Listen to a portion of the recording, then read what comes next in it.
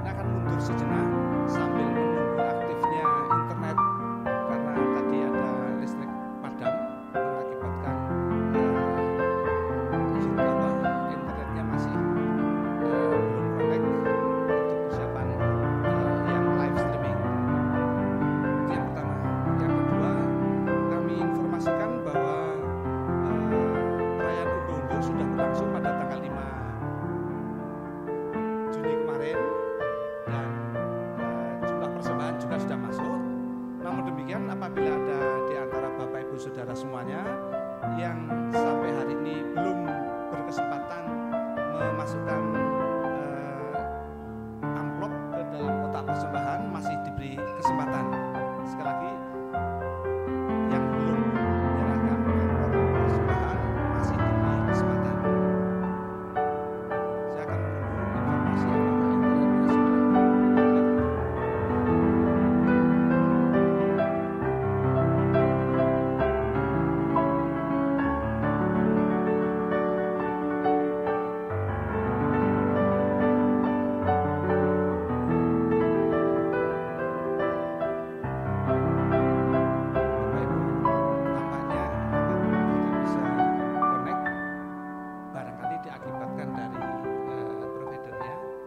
ibadah tetap akan kita mulai, mungkin akan direkam oleh tim multimedia.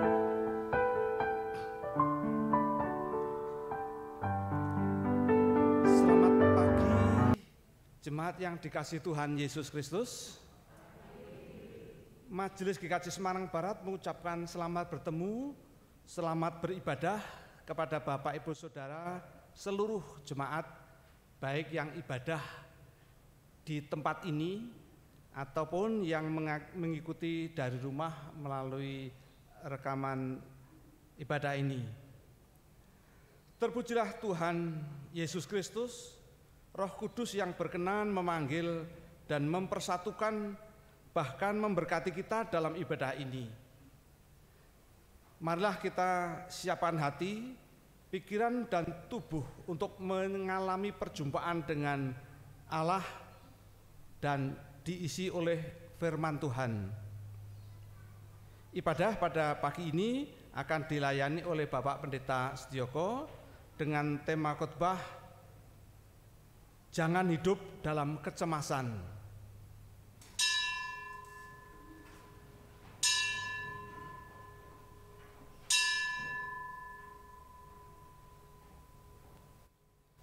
Tema ini bertujuan agar jemaat mengelola kecemasan hidup yang menyelimuti kesehariannya dengan tetap bersandar kepada Tuhan.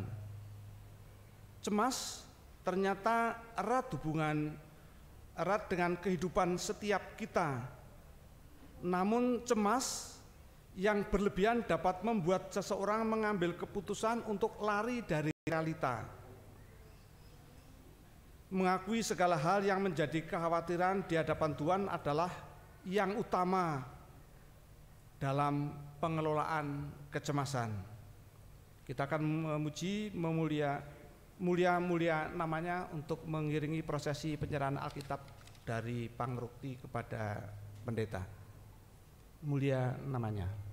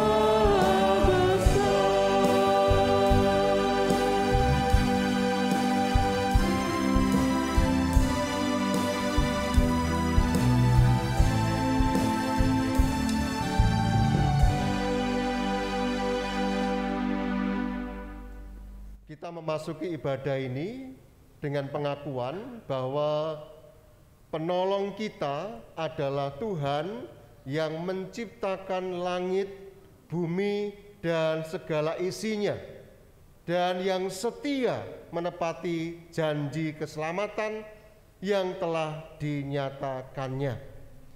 Kasih karunia dan damai sejahtera dari Allah Bapa kita dan dari Tuhan Yesus Kristus serta kuasa-Nya yang kudus menyertai saudara sekalian.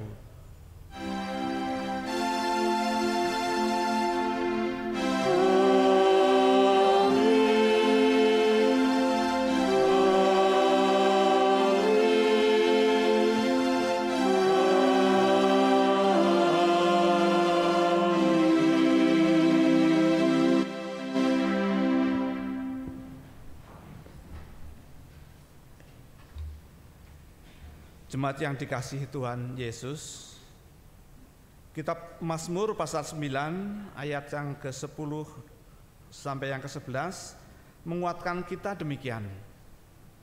Demikianlah Tuhan adalah tempat penghidupan bagi orang yang terinjak, tempat pelindungan pada waktu kesesakan. Orang yang mengenal namamu percaya kepadamu, sebab tidak kau tinggalkan orang yang mencari Engkau, ya Tuhan.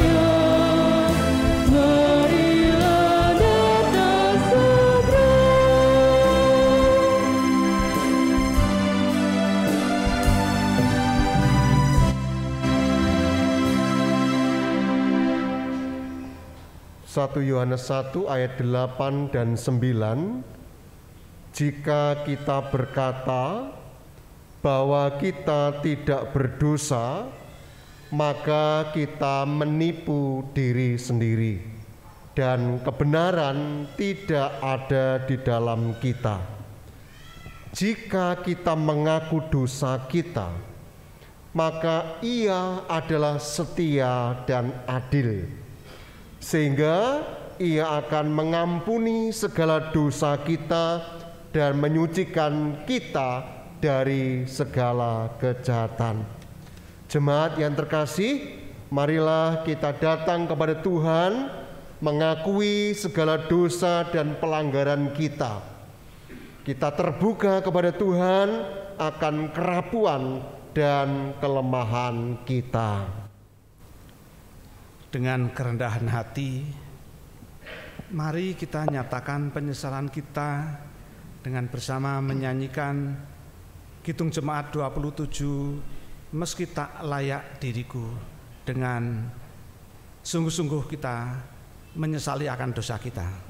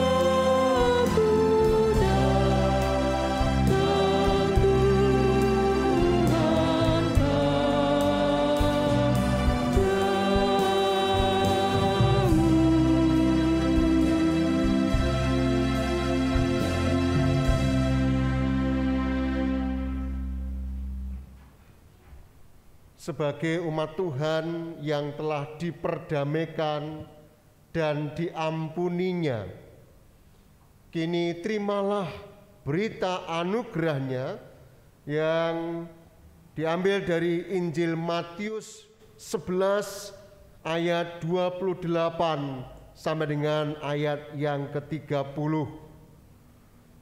Marilah kepadaku semua yang letih lesu dan berbeban berat, aku akan memberikan kelegaan kepadamu.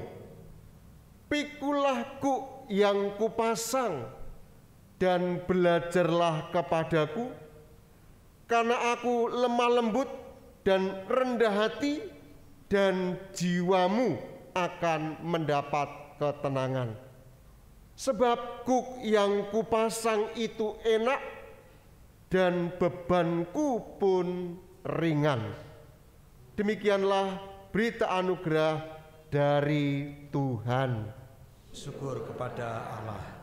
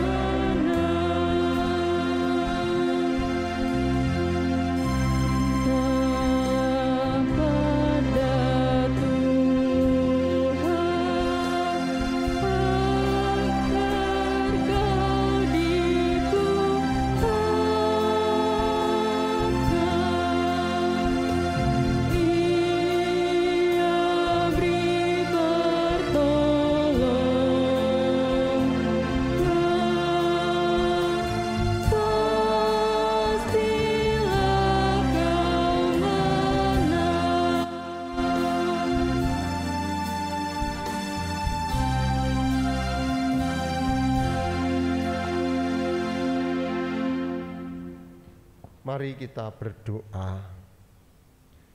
Bapa di dalam surga, terima kasih untuk kesempatan yang sungguh indah. Kami bersama boleh berbakti, memuji, memuliakan nama-Mu. Sebentar kami akan membaca dan merenungkan firman-Mu. Kiranya Tuhan membuka hati pikiran kami, agar firman Tuhan yang kami terima pada kesempatan ini benar-benar boleh menolong, memotivasi, bahkan menginspirasi di dalam kami menjalani kehidupan bersama dengan Tuhan Yesus. Hamba-Mu yang nanti akan membaca dan menyampaikan firman-Mu, kiranya Tuhan menolong dan memberkati. Semuanya seluruh doa kami naikkan di dalam nama Tuhan Yesus Kristus. Amin. Pembacaan firman Tuhan hari ini diambil dari 1 Raja 19 ayat 1 sampai dengan ayat yang ke-15a.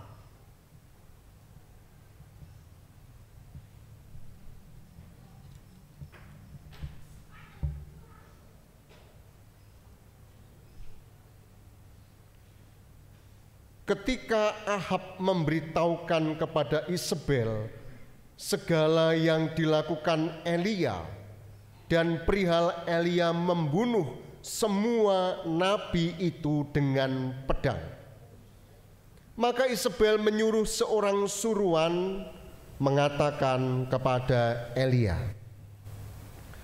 "Beginilah kiranya para Allah menghukum aku, bahkan lebih lagi daripada itu, jika besok kira-kira pada waktu ini aku tidak membuat nyawamu sama seperti nyawa salah seorang dari mereka itu." Maka takutlah ia bangkit dan pergi menyelamatkan nyawanya. Dan setelah sampai ke Betseba yang termasuk wilayah Yehuda, ia meninggalkan bujangnya di sana. Tetapi ia sendiri masuk ke padang gurun sehari perjalanan jauhnya, lalu duduk di bawah sebuah pohon arar. Kemudian ia ingin mati. Katanya, "Cukuplah itu sekarang, ya Tuhan. Ambillah nyawaku, sebab aku ini tidak lebih baik daripada nenek moyangku." Sesudah itu ia berbaring dan tidur di bawah pohon arar itu. Tetapi tiba-tiba seorang malaikat menyentuh dia serta berkata kepadanya, "Bangunlah, makanlah." Ketika ia melihat sekitarnya, maka pada sebelah kepalanya ada roti bakar dan sebuah kendi berisi air. Lalu ia makan dan minum, kemudian berbaring pula. Tetapi malaikat Tuhan datang untuk kedua kalinya dan menyentuh dia serta berkata, "Bangunlah, makanlah. Sebab kalau tidak, perjalananmu nanti terlalu jauh bagimu." Maka bangunlah ia, lalu makan dan minum. Dan oleh kekuatan makanan itu, ia berjalan 40 hari, 40 malam lamanya sampai ke gunung Allah, yakni Gunung Horeb. Di sana masuklah ia ke dalam sebuah gua dan bermalam di situ. Maka firman Tuhan datang kepadanya demikian, "Apakah kerjamu di sini, hai Elia?" Jawabnya, "Aku bekerja segiat-giatnya bagi Tuhan, Allah semesta alam. Karena orang Israel meninggalkan perjanjianmu, meruntuhkan mezbah-mezbahmu, dan membunuh nabi-nabimu dengan pedang. Hanya aku seorang dirilah yang masih hidup, dan mereka ingin mencabut nyawaku. Lalu firman-Nya, keluarlah dan berdiri di atas gunung itu di hadapan Tuhan. Maka Tuhan lalu, angin besar dan kuat yang membelah gunung-gunung dan memecahkan bukit-bukit batu mendahului Tuhan, tetapi tidak ada Tuhan dalam angin itu. Dan sesudah angin itu datanglah gempa, tetapi tidak ada Tuhan dalam gempa itu. Dan sesudah gempa itu datanglah api, tetapi tidak ada Tuhan dalam api itu. Dan sesudah api itu datanglah bunyi angin sepoi-sepoi basah. Segera sesudah Elia mendengarnya, ia menyelubungi mukanya dengan jubahnya, lalu pergi keluar dan berdiri di pintu gua itu. Maka datanglah suara kepadanya yang berbunyi, apakah kerjamu di sini, hai Elia? Jawabnya, aku bekerja segiat-giatnya bagi Tuhan Allah semesta alam, karena orang Israel meninggalkan perjanjianmu, meruntuhkan misbah-misbahmu, dan membunuh nabi-nabimu dengan pedang. Hanya aku seorang dirilah yang masih hidup, dan mereka ingin mencabut nyawaku. Firman Tuhan kepadanya, pergilah, kembalilah ke jalan melalui padang gurun ke Damsyik. Yang berbahagia ialah mereka yang mendengar firman Tuhan dan yang memeliharanya. Haleluya.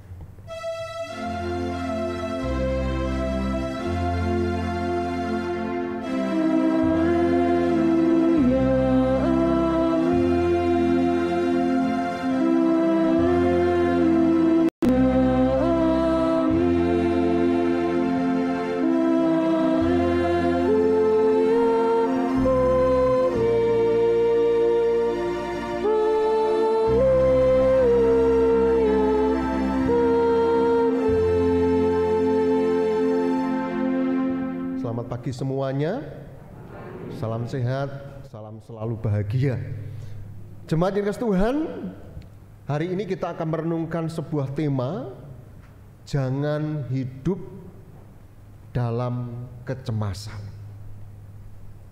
Apakah Bapak Ibu Saudara pernah mengalami yang namanya kecemasan?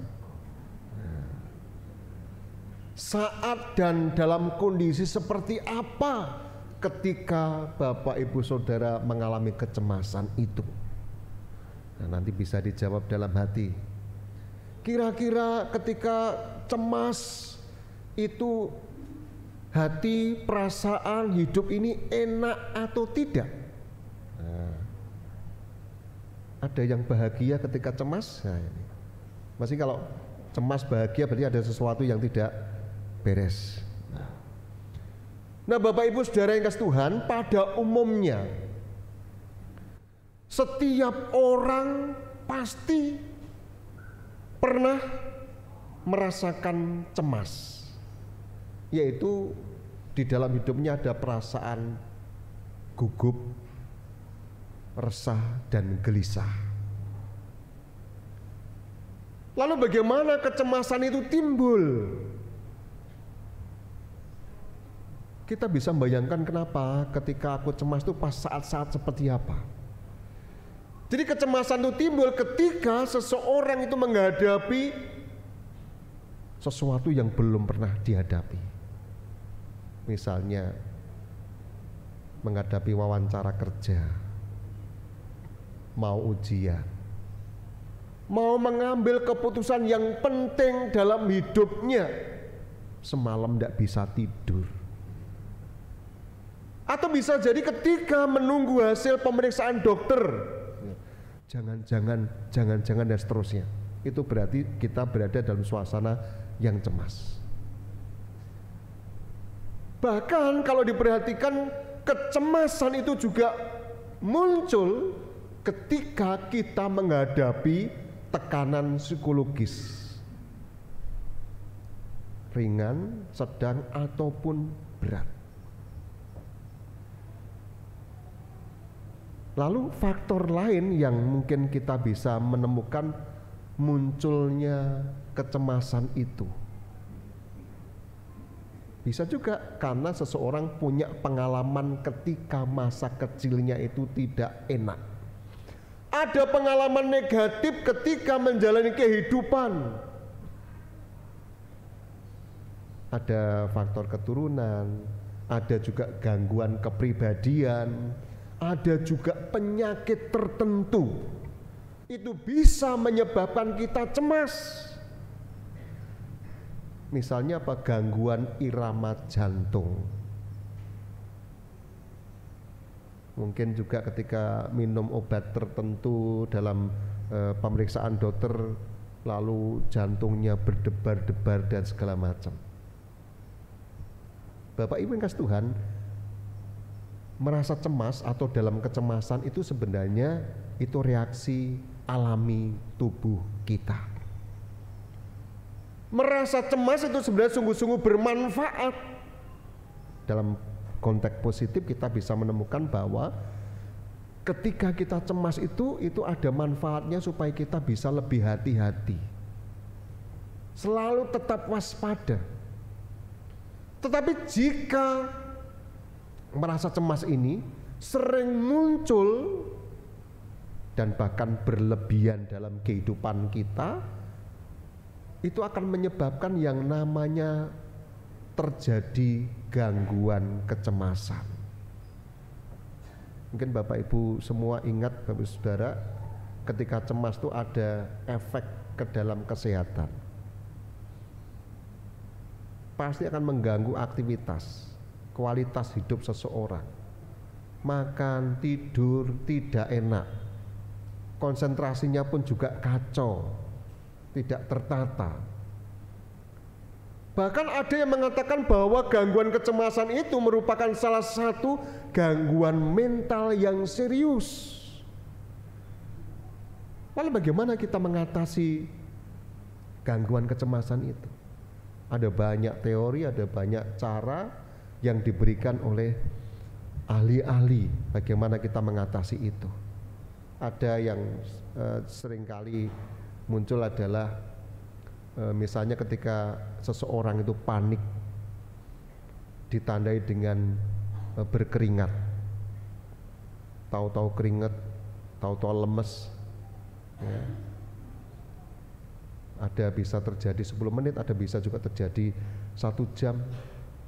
Ada yang mengatakan caranya adalah pejamkan mata, tarik napas, keluarkan lewat mulut, hembuskan dan seterusnya. Ulangi beberapa kali. Ada yang punya resep seperti itu. Nah, Bapak Ibu Saudara yang kasih Tuhan, bacaan kita hari ini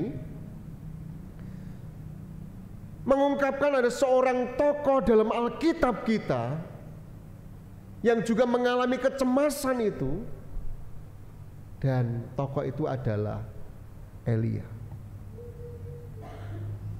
Mungkin kita bertanya, Elia itu kan nabi, mengapa juga merasakan cemas? Apa dia tidak beriman? Apa yang melatar belakangi sehingga Nabi Elia ini cemas? Nah, Bapak Ibu Saudara yang kasih Tuhan, kalau kita mau menjawab pertanyaan itu tidak hanya bisa kita jadikan pedoman patokan ayat 19 ini, kita akan bisa melihat ayat-ayat sebelumnya. Atau bahkan kita akan membaca 1 Raja-Raja itu secara penuh. Paling tidak hari ini kita bisa menemukan ada 2 tokoh di sana yang punya peran dan andil kenapa Elia itu cemas, hidup dalam kecemasan. Tadi dalam bacaan ada namanya Ahab dan Isabel. Siapakah Ahab dan Isabel itu? Ketika kita cari di Google gitu ya, sekarang kan gampang cari Google, buka gitu. Dia adalah raja ke-7 Ahab itu dalam kerajaan Israel. Sejarah. Saya katakan sejarah karena sudah berlalu ya. Ahab ini menggantikan ayahnya yang bernama Omri. Dalam beberapa catatan, Ahab ini sangat patuh mendengarkan perkataan Nabi Elia untuk tetap setia kepada Allah. Tetapi apa yang terjadi ketika dia menikah dengan Isabel, putri Etbaal, raja orang Sidon. Ahab sebagai raja sangat dipengaruhi dan dikuasai oleh Isabel. Kita akan jelas melihat ketika kita meneliti, kita membaca siapa sebenarnya Isabel itu. Dia punya pengaruh yang luar biasa sebagai seorang putri raja.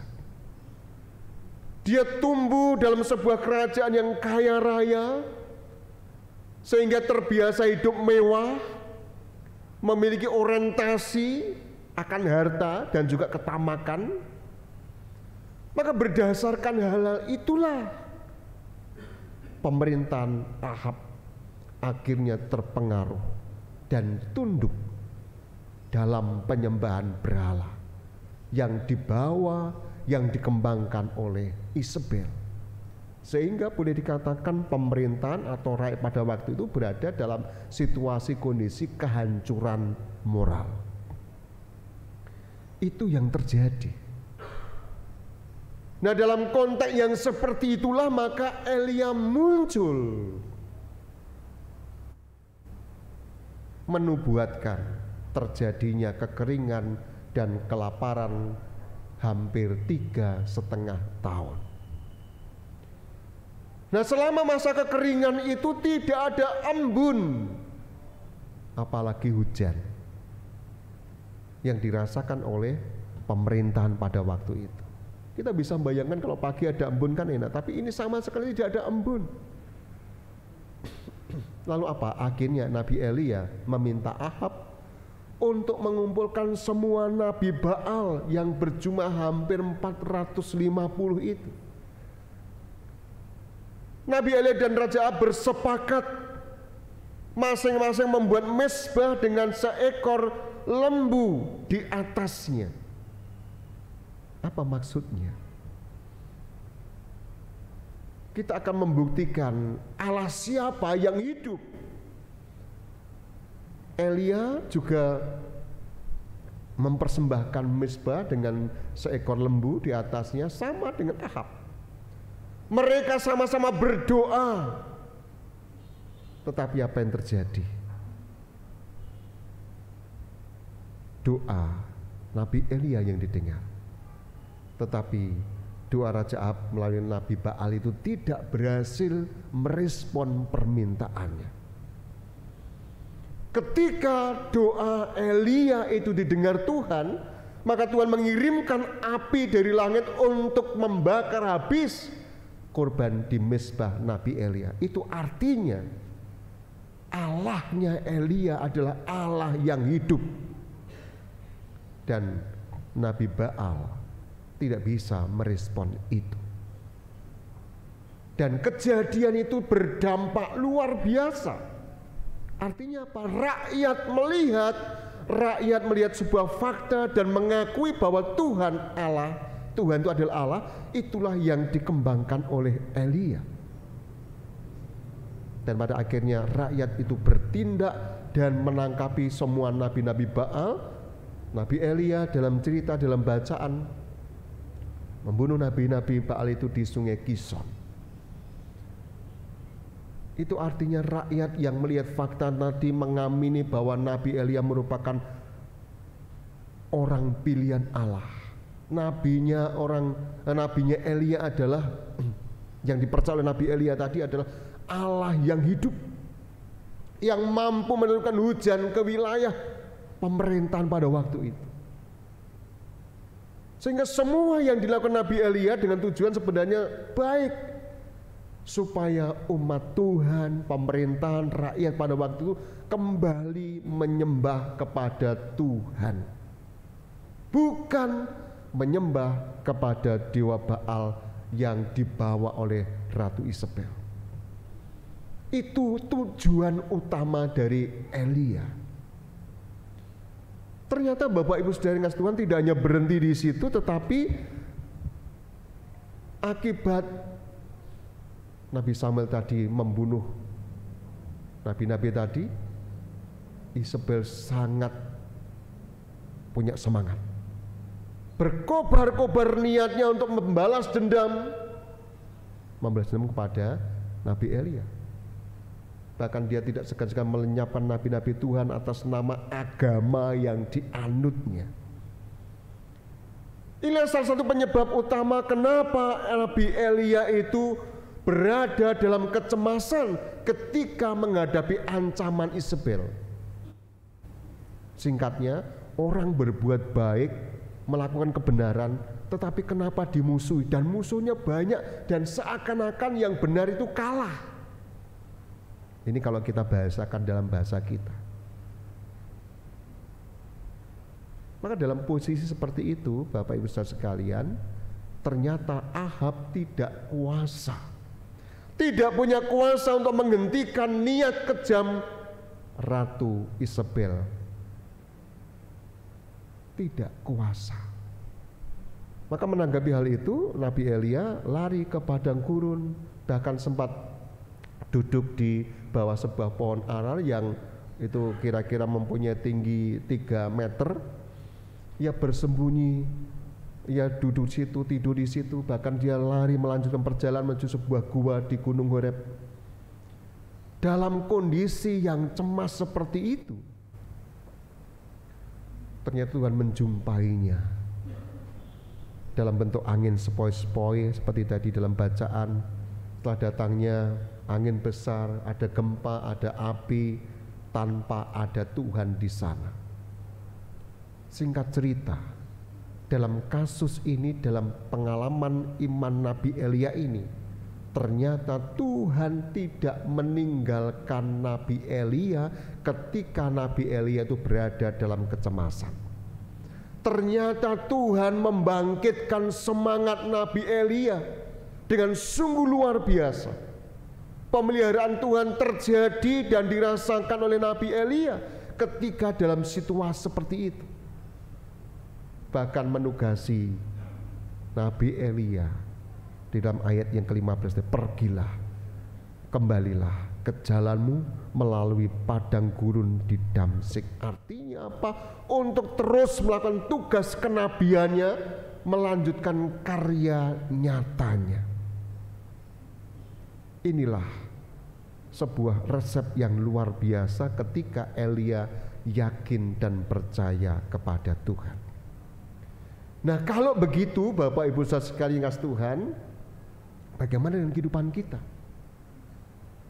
Kita akan bisa melihat bahwa Ahab dan Isabel ini adalah contoh suami istri yang kurang baik. Seorang suami yang setia tetapi kalah pengaruh oleh seorang istri yang tidak setia kepada Tuhan karena punya dewa pujaan, karena mengeluarkan energi yang negatif. Maka berdasarkan kisah ini ada pelajaran yang menarik yang boleh kita dapat, yaitu bahwa Tuhan Allah itu tetap berdaulat. Malaikat Tuhan memelihara, memberikan makan dan minum, dan itu sudah dialami oleh Nabi Elia. Tentu kita semua juga merasakan pemeliharaan Tuhan, dan tidak harus Tuhan datang tadi seperti Elia, tidak harus datang, tetapi ada hembusan angin, ada gempa, disitulah kita bisa merasakan kehadiran Tuhan, perhatian Tuhan. Itu artinya Tuhan masih berkuasa menolong, Tuhan masih berkuasa mencukupi kebutuhan hidup ini, seperti Elia ketika dalam posisi kecemasan itu. Dan yang jelas kita bisa melihat bahwa kejahatan Ahab dan Isabel itu akan terungkap dan bisa dikalahkan. Ini yang bisa kita petik dari situ. Oleh karena itu, Bapak Ibu saudara semuanya, mari kita tetap bersandar kepada Tuhan, kita tetap berharap pada Tuhan, jangan hidup dalam kecemasan, sebab Tuhan pasti menolong dan menyertai kita semua. Tuhan Yesus memberkati panjenengan semua. Amin. Diberikan kesempatan untuk masuk dalam suasana saat teduh.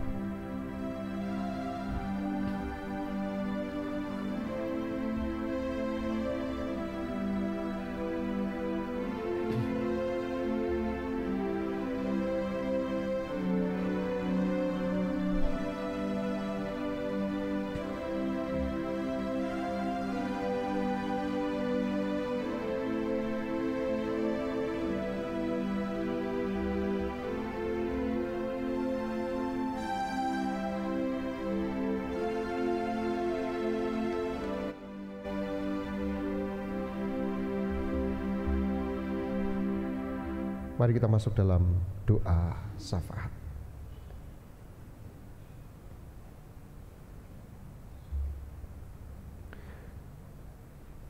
Bapa kami yang ada di surga,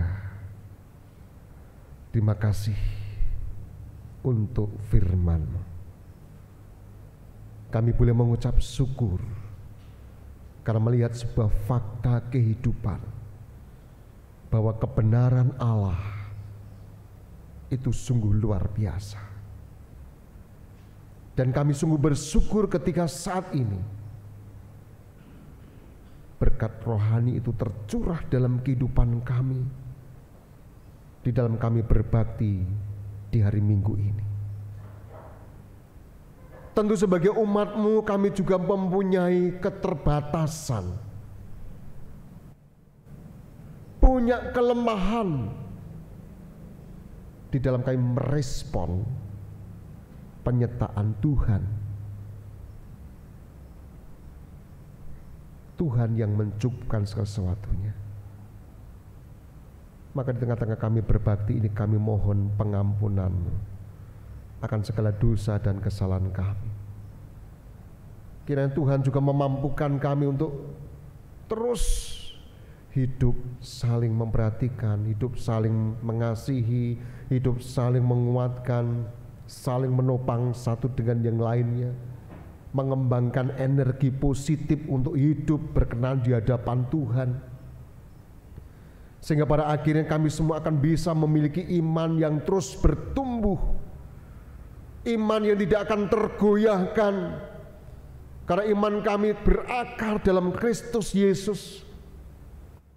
Bahkan kami akan dimampukan terus bersaksi di sepanjang kehidupan kami. Kami juga mohon berkat untuk sosok kami yang sedang sakit, baik di rumah maupun di rumah sakit.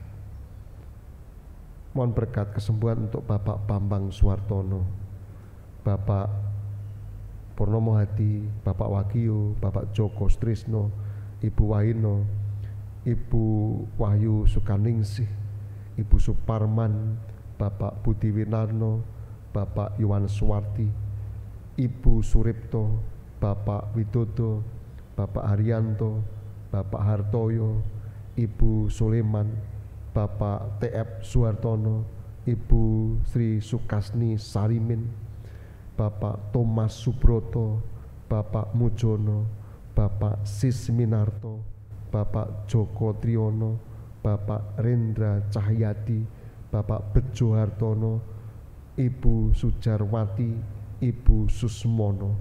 Mereka semua dalam kondisi sakit, dan kami pun juga yakin setiap saat mereka semua berseru mohon berkat, mohon kesembuhan melalui jamahan tangan yang kudus. Maka pada kesempatan ini di tengah-tengah kami berbakti, kami juga berseru kepadamu Tuhan. Kira Tuhan memberikan kesembuhan, memberikan pengharapan, memberikan keyakinan kepada sosok kami ini, agar supaya ketika mereka semua dalam kondisi sakit tetap bersuka cita, karena punya Allah yang peduli, yang mampu memberikan kekuatan di sepanjang kehidupan ini. Anggota keluarga yang merawat, kiranya Tuhan juga memberikan kesabaran. Kami saat ini juga menyerahkan untuk saudara kami dalam lanjut usia.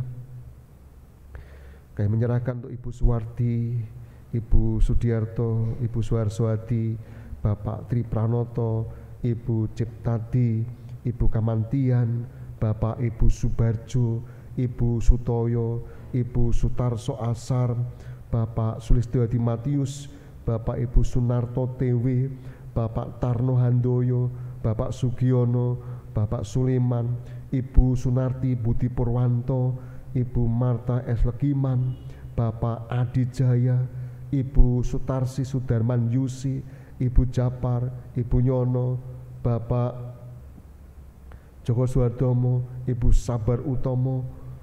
Kami yakin saudara kami yang sudah lanjut usia ini punya iman yang berakar dalam Kristus. Dan biarlah di masa lansianya mereka semua pun bisa menjadi garam, menjadi terang, menjadi contoh dan mampu bersaksi melalui kehidupannya. Sehingga dengan iman yang berakar itulah para lansia masih Tuhan perkenankan untuk tetap bisa bersaksi. Kami juga ingat untuk keluarga-keluarga kami sebagai seorang ayah, seorang ibu, anak-anak dalam keluarga, kakek, nenek, tentu punya pergumulan, punya beban kehidupan masing-masing. Kami mohon di tengah-tengah kami berbakti ini kiranya Tuhan terus memberikan kekuatan, pengharapan, keyakinan, bahkan jalan keluar yang terbaik agar supaya mereka semua mampu menyelesaikan pergumulan itu dengan senantiasa bersandar mengandalkan Tuhan di sepanjang kehidupannya. Bapa di dalam surga, kami juga ingat untuk para pelayan Tuhan yang ada di GKJ Semarang Barat. Engkau yang telah memilih, Engkau yang telah meneguhkan, dan kami percaya Engkau yang menyempurnakan setiap tugas pelayanannya. Sekecil apapun pelayanannya, kiranya Tuhan menolong dan memberkati. Kami juga mohon berkat untuk setiap program kerja yang telah kami rancang, yang telah kami coba praktekkan di tahun 2022 ini. Kami yakin ketika kami merancang tidak meninggalkan Tuhan, Tuhan akan terus menolong memberkati setiap rencana-rencana, terutama persiapan pelaksanaan emeritus saudara kami Pendeta Bambang Irianto 15 Juli 2022 ini. Bapa di dalam surga, kami juga mohon berkat-Mu untuk lembaga-lembaga Kristen yang ada di kota Semarang maupun di luar kota Semarang dimanapun berada. Mampukan setiap pribadi untuk ingat akan tugas tanggung jawab akan panggilan Tuhan ketika menjalankan lembaga-lembaga Kristen ini, agar supaya semua yang dilakukan benar-benar menjadi berkat bagi banyak orang. Bapa kami di dalam surga, kami juga mohon berkat untuk pelaksanaan Pesparawi tingkat nasional tahun 2022 ini yang diselenggarakan di daerah istimewa Yogyakarta. Mulai hari ini selama 1 minggu ini, kiranya Tuhan juga memberkati panitia pelaksana, memberkati peserta, sarana prasarana pendukung acara ini, agar semua boleh terlaksana, semua boleh Tuhan berkati, dan semuanya bisa menjadi kemuliaan nama Tuhan melalui Pesparawi tingkat nasional selama 1 minggu ini. Bapa kami dalam surga, kami juga mohon berkat untuk bangsa negara kami Indonesia, seluruh rakyat Indonesia. Kiranya Tuhan juga berikan kesehatan, kekuatan, pengharapan, dan juga keselamatan, agar supaya kami semua terus menghayati bahwa hidup kami tergantung kepada Tuhan. Kami juga menyerahkan untuk para pemimpin bangsa dan negara kami, dari Bapak Presiden sampai ke tingkat paling bawah. Ya Tuhan juga memberkati agar supaya kami semua boleh bergandengan tangan untuk membangun bangsa negara ini untuk tetap berada dalam negara kesatuan Republik Indonesia.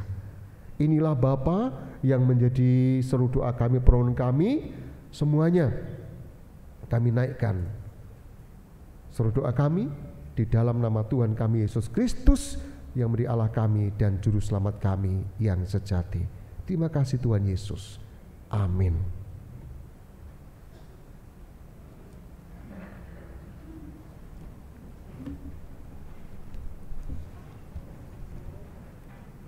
Jemaat yang dikasihi Tuhan, sambil berdiri bersama dengan umat Tuhan di sepanjang segala abad dan tempat, marilah kita ungkapkan iman percaya kita menurut pengakuan iman rasuli yang demikian.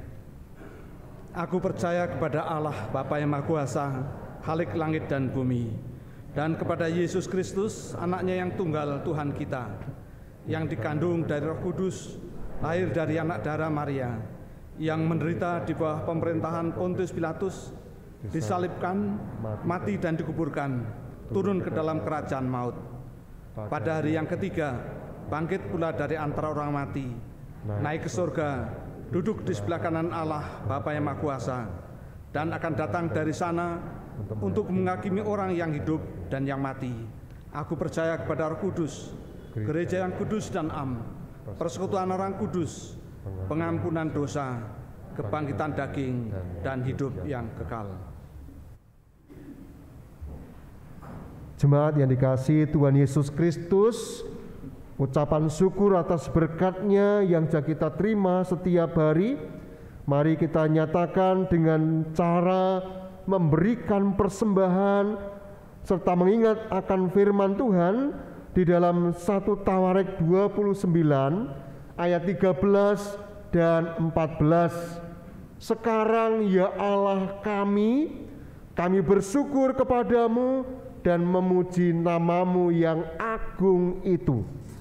Sebab siapakah aku ini dan siapakah bangsaku, sehingga kami mampu memberikan persembahan sukarela seperti ini. Sebab daripadamu-lah segala-galanya, dan dari tangan-Mu sendirilah persembahan yang kami berikan kepadamu.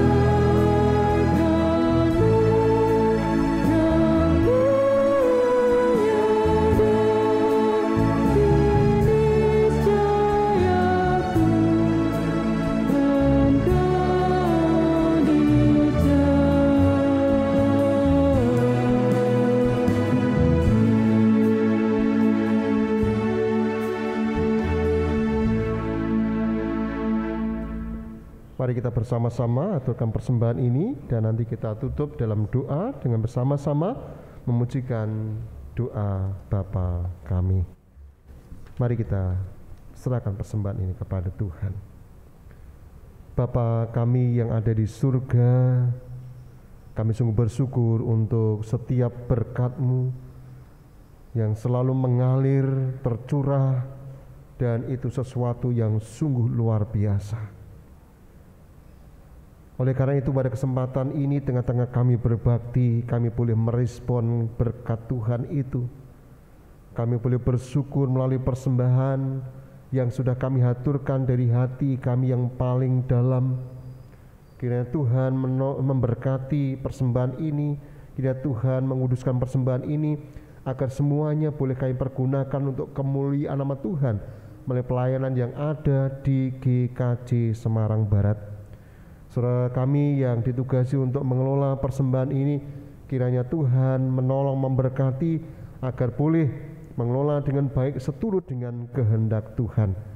Jika sebentar lagi kami akan bersama-sama mengakhiri seluruh rangkaian ibadah hari Minggu ini, kami mohon penyertaan bimbingan Tuhan supaya dalam perjalanan pulang kami boleh sampai di rumah dengan baik, dengan selamat, tidak kurang suatu apapun, dan kami boleh terus bersaksi, menjadi saksi Tuhan yang hidup di sepanjang kehidupan kami. Paling tidak kami dalam menjalani hidup, kami tidak berada dalam kondisi cemas. Inilah yang menjadi kerinduan kami, karena kami percaya punya Allah yang sungguh luar biasa. Bapa kami dalam surga, inilah seluruh doa kami, semuanya kami serahkan seluruh doa kami di dalam nama Tuhan Yesus yang telah mengajar pada kami tentang doa Bapa kami.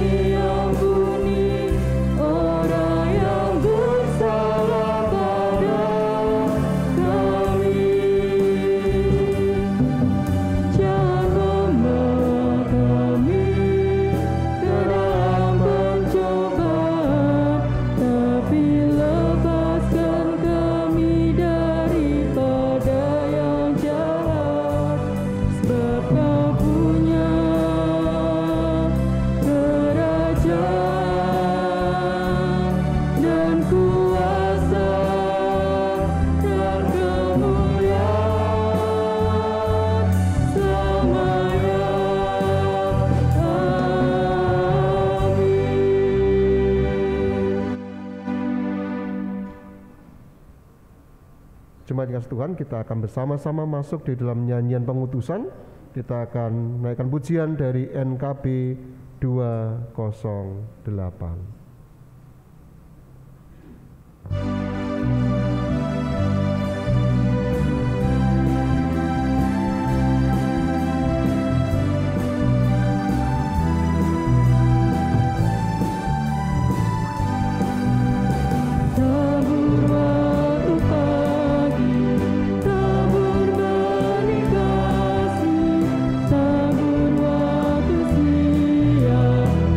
Sampai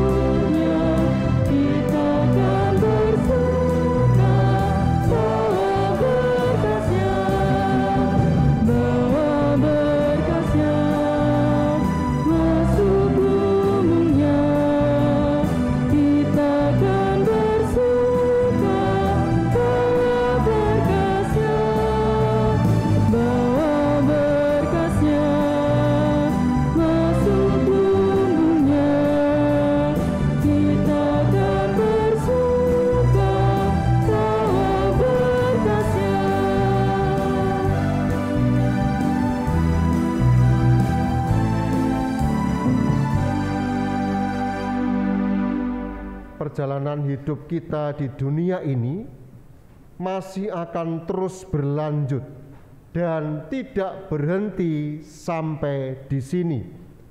Untuk itu arahkanlah hatimu kepada Tuhan, jadilah saksi kebenaran di dalam dan bersama Kristus.